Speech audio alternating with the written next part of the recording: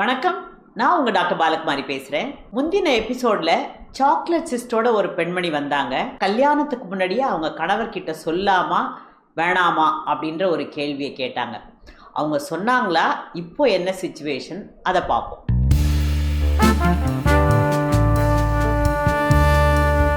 அந்த பெண்மணி கல்யாணம் ஆகி ஒரு 6 மாதம் கழித்து அவங்க கணவரோடு வந்தாங்க.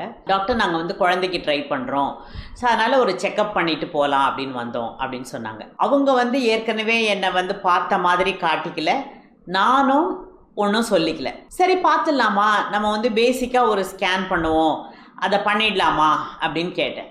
பண்ணுங்க டாக்டர் அப்படின்னாங்க. சரின்னு சொல்லிட்டு அவங்க கணவரை நீங்கள் கொஞ்சம் வெளியில் வெயிட் பண்ணுங்கள், நான் ஸ்கேன் முடிச்சுட்டு உங்களை கூப்பிடுறேன் அப்படின்னு சொல்லிட்டு இந்த பெண்மணிக்கு ஸ்கேன் பண்ணினேன். அந்த சாக்லேட் சிஸ்ட்டு முந்தி இருந்ததை விட இன்னும் கொஞ்சம் கூட பெருசாகிடுச்சு. ஒரு 10 to 12 சென்டிமீட்டர்ஸ் கிட்ட ஆயிடுச்சு. ஆனால் இப்போவும் அந்த பெண்மணிக்கு வலி எதுவும் இல்லை, ப்ளீடிங் ப்ராப்ளம் எதுவும் இல்லை. வயிறு மட்டும் கொஞ்சம் பெருசாக இருந்தது. நான் சொன்னேன், சாக்லேட் சிஸ்ட்டு கொஞ்சம் பெருசாக இருக்குப்பா, நீ ஏற்கனவே நான் மருந்து எழுதி கொடுத்தனே, சாப்பிட்டியா? இல்லை டாக்டர், நீங்கள் அது கர்ப்பத்தடை மாத்திரைன்னு சொன்னீங்க இல்லையா, ஸோ அதனால் அது எனக்கு வேண்டாம் அப்படின்னு சொல்லிட்டு நான் சாப்பிடல. சரி, உங்கள் கணவருக்கு தெரியுமா இது? என் ஹஸ்பண்ட் கிட்ட சொல்லிட்டேன் டாக்டர், ஆனால் எங்கள் மாமியார் வீட்டில் வேறு யாருக்கும் தெரியாது அப்படின்னாங்க. சரி, உங்கள் கணவரை கூப்பிடு, நம்ம பேசலாம் அப்படின்னு சொல்லிட்டு அவங்க கணவரை உள்ளே கூப்பிட்டேன். இந்த மாதிரி ஒரு சாக்லேட் சிஸ்ட் இருக்குது, கொஞ்சம் பெருசாக இருக்குது, ஒரு ஆப்ரேஷன் பண்ணிக்கிறது நல்லது அப்படின்னு சொன்னேன். உடனே அவங்க கணவர் கேட்டார், ஏன் டாக்டர் இதுக்கு மருந்து மாத்திரைலாம் இல்லையா, அவளுக்கு ஒரு சிம்டம்ஸும் இல்லை, இதை கரைக்க முடியாதா அப்படின்னு கேட்டார். இந்த சாக்லேட் சிஸ்ட்டுக்கு கொடுக்குற மருந்து மாத்திரை எல்லாமே கர்ப்பத்தடை மாத்திரைகள் தான். வெறும் டைனோஜெஸ்ட்னு ஒரு மாத்திரை சாப்பிட்டா கூட அதுவுமே கரு நிற்காம தான் செய்யும். கர்ப்பத்தடை வேண்டும் அப்படின்றவங்களுக்கு நாங்கள் இந்த மாதிரி மருந்து மாத்திரைகள் கொடுப்போம். குழந்தை நிற்கணும்னு சொல்கிறவங்களுக்கு இதை ஆப்ரேஷன் பண்ணிக்கிறது தான் நல்லது.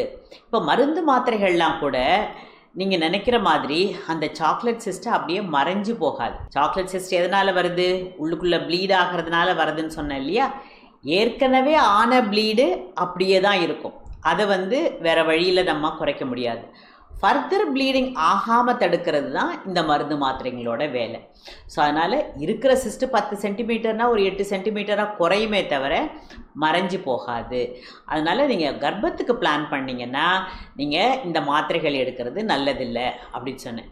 அடுத்தது அவர் கேட்டார், இந்த ஆப்ரேஷன் பண்ணாதான் குழந்தை நிற்குமா, இல்லைன்னா நிற்கவே நிற்காதா அப்படின்னு கேட்டார். நான் சொன்னேன், இவங்களுக்கு லக்கிலி சாக்லேட் சிஸ்ட்டு தனியாக ஒரு ஓவரியில் மட்டும் இருக்குது, இன்னொரு ஓவரி ஒழுங்காக வேலை செஞ்சுக்கிட்டு தான் இருக்குது. மாதம் மாதம் கரு முட்டை ஆப்வியஸாக ரிலீஸ் ஆகிறதுனால தான் உங்களுக்கு மாதம் பீரியட்ஸ் ரெகுலராக வருது. அதனால் கர்ப்பம் நிற்கிறதுக்கு இயற்கையிலேயே நிற்கிறதுக்கும் வாய்ப்பு இருக்குது அப்படின்னு சொன்னேன். எங்களுக்கு 6 மாதம் ஆச்சு, இன்னும் நிற்கவே இல்லையே அப்படின்னு கேட்டார். நான் சொன்னேன், எல்லாமே நல்லா இருந்தால் கூட 6 மாதத்துலேருந்து 1 வருஷம் ஆகிறது சகஜம். இப்போது ஆல்மோஸ்ட் ஒரு ஓவரி சுத்தமாக நமக்கு வேலை செய்யலை, ஒரு ஓவரி தான் வேலை செய்யுது. அதனால் அந்த ஒரு ஓவரி வேலை செய்யும்போது கொஞ்சம் லேட் ஆனாலும் ஆகலாம் இல்லையா, நமக்கு 50% சான்ஸ் குறைஞ்சி போகுது இல்லையா. ஸோ அதனால் 6 மாதங்கிறது இன்னொரு 6 மாதம் 1 வருஷம் கூட ஆகலாம். நீங்கள் வெயிட் பண்ணணுன்னா வெயிட் பண்ணலாம். சரி, வெயிட் பண்ணலாம், தானாக நிற்கிறதுக்கு வாய்ப்பு இருக்குன்னா நீங்கள் ஏன் ஆப்ரேஷன் பண்ண சொன்னீங்க? அடுத்த கேள்வி கேட்டார். கேட்குறது நியாயம் தானே. நான் என்ன சொன்னேன், இந்த சிஸ்ட்டு ஒரு பலூனில் பிளட்டை கட்டி வைக்கிற மாதிரி எப்போ வேணாலும் ரப்சர் ஆகலாம், அதாவது உடையலாம். உடைஞ்சதுன்னா அந்த ரத்தம் வயிற்றுக்குள்ள, குடல் இடுக்கில், கர்ப்பப்பைக்கு பின்பக்கம், டியூபு, ஓவரி இதை சுற்றி எல்லா இடத்துலையும் பரவிடும், சிந்தி செதறிடும். அப்போ என்னாகும், யூட்ரஸு, டியூபு, ஓவரி, குடல் எல்லாம் ஒன்றோட ஒன்று ஒட்டிக்கும். அந்த மாதிரி ஒட்டிக்கும்போது பிரச்சனைகள் நிறையா வர்றதுக்கு வாய்ப்பு இருக்குது. சில சமயத்தில் அது எமர்ஜென்சியாக கூட இருக்கும், அதிக வலி எடுக்கும், ஈவன் உறவு வச்சுக்கிறதுல கூட வலி எடுக்கிறதுக்கு வாய்ப்பு இருக்குது. நீங்கள் தான் இப்போ ஸ்கேன் பார்த்தீங்களா, அது ரப்சர் ஆகுமா ஆகாதான்னு சொல்ல முடியாதா அப்படின்னு கேட்டாங்க. நான் சொன்னேன், ஸ்கேனில் சாக்லேட் சிஸ்ட் இருக்குது, அது என்ன சைஸ் அப்படி சொல்லுமே தவிர அது ரப்சர் ஆகுமா ஆகாதான்னு சொல்ல முடியாது அப்படின்னாங்க. அப்புறம் ரொம்ப யோசித்தாங்க.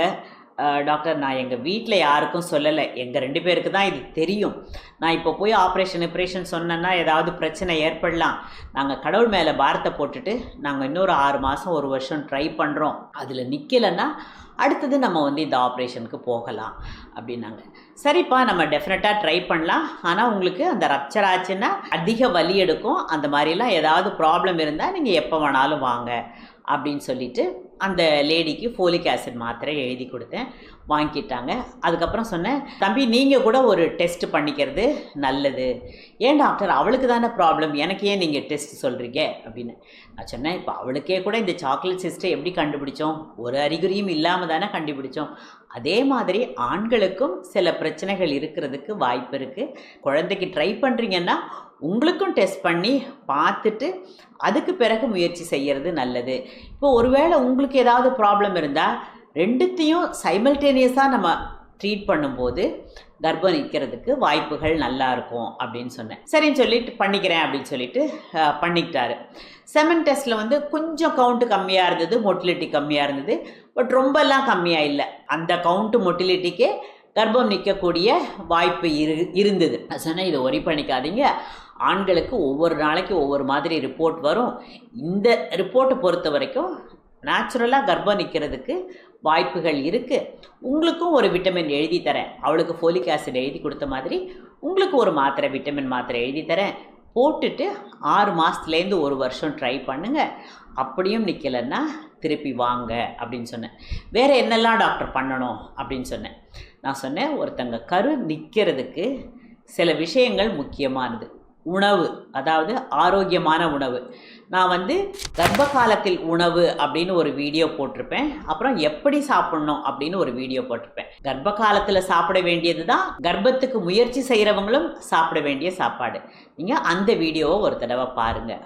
அடுத்தது உடற்பயிற்சி கட்டாயம் அவசியம். நீங்கள் உடற்பயிற்சி செய்கிறதுனால இந்த சிஸ்ட் ரப்சர் ஆகாது. ஆனால் வந்து வயிறை கம்ப்ரெஸ் பண்ணுற மாதிரி எக்ஸசைஸ் இல்லாமல் நடக்கிறது, ஷட்டில் விளையாடுறது, டான்ஸ் பண்ணுறது, ஸ்விம்மிங் பண்ணுறது, இந்த மாதிரி உடற்பயிற்சிகள் நீங்கள் எது வேணாலும் செய்யலாம். அடுத்தது உறக்கம் ரொம்ப முக்கியம். அடுத்தது நீங்கள் ரொம்ப கால்குலேஷன்லாம் போடாமல் கணவன் மனைவி உறவு வச்சுக்கோங்க. லாஸ்ட்டில் இதில் கர்ப்பம் நிற்கிறதுக்கு வாய்ப்பு இருக்குது அப்படின்றது உண்மை. அதை நம்பி நீங்கள் முயற்சி செய்தீங்கன்னா உங்களுக்கு கர்ப்பம் கட்டாயம் நிற்கும். உணவு, உடற்பயிற்சி, உறக்கம், உறவு, இவை எல்லாத்துலேயும் இயற்கையாக நிற்கக்கூடிய வாய்ப்பு இருக்குன்ற உண்மையை நம்புறது. இதை நம்பினீங்கன்னா உங்களுக்கு கர்ப்பம் நிற்கும் அப்படின்னு சொல்லி அனுப்பிச்சேன்.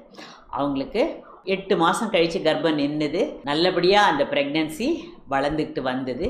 கடைசியில் டெலிவரி டைம் கிட்ட வரும்போது கேட்டாங்க, டாக்டர் இதனால் நார்மல் டெலிவரி ஆகிறதுல கஷ்டம் இருக்குமா, இந்த சாக்லேட் சிஸ்டால் நம்ம ட்ரை பண்ணலாமா வேணாமா அப்படின்னு கேட்டாங்க.